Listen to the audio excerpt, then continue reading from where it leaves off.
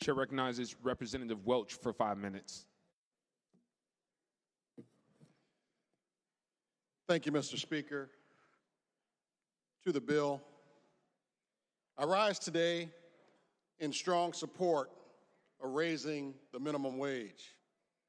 I rise today because this is not just a fight for $15. I rise today because it is a fight for families. This is a fight for families all across Illinois. Many of the people that are standing here today saying that this will hurt social services, hurt our universities, and hurt our community colleges are some of the same people who didn't bother to vote to break the 736-day budget impasse that caused unprecedented harm to our social services, universities, and community colleges.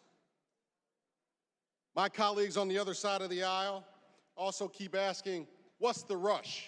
Why are we trying to ram this through? Can't we slow this down? Why can't this wait? Where have we heard that before?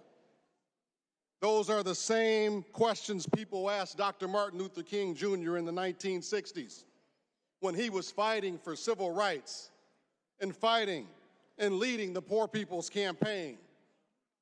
And Dr. King told them then why we can't wait.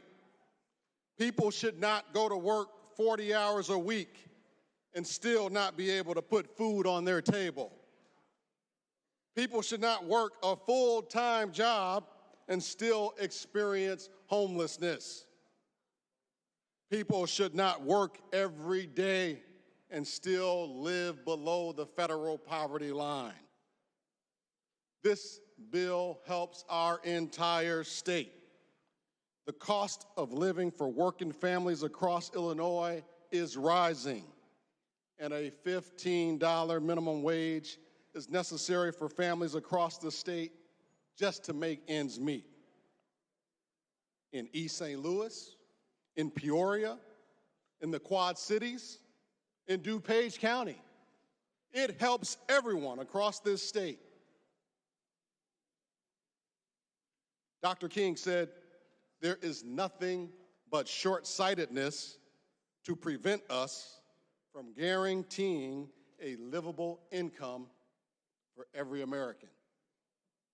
Let's not be short-sighted today. Let's think about the long-term health of those poor families across this state. We can't speak for every American, but we can start by speaking for every Illinoisan, no matter what region they live in.